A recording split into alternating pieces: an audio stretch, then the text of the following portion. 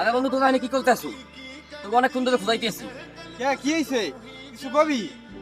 আরে আমার আব্বার দাবিতে মিথ্যা করে টাকা আনছি। আমার গার্লফ্রেন্ড লই পাঁচকে ঘুরতে যাবো। ল বন্ধু তোরাও ল। আরে বন্ধু কি কও? অনেক দিন হইতে ঘুরতে যাই না। আইলো কোন জায়গায় যাবি? আলো ঘুরতে যাই। আরে বন্ধু আর দেরি করে লাভ কি? আয় বুঝুন দাঁড়া।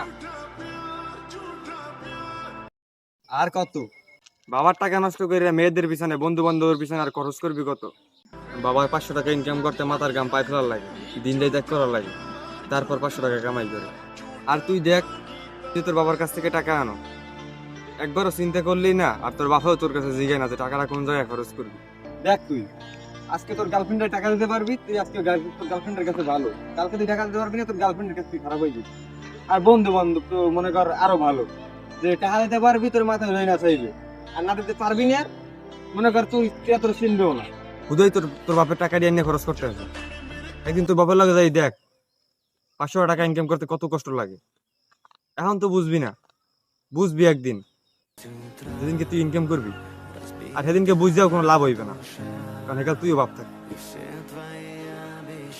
বন্ধু আমার ভুল হয়ে গেছে। এতদিন আমি আমার ভুল বুঝতে পারিনি। আচ্ছা তুই আমার ভুলটা দবাই দিয়েছো। বন্ধু বুকে আয়।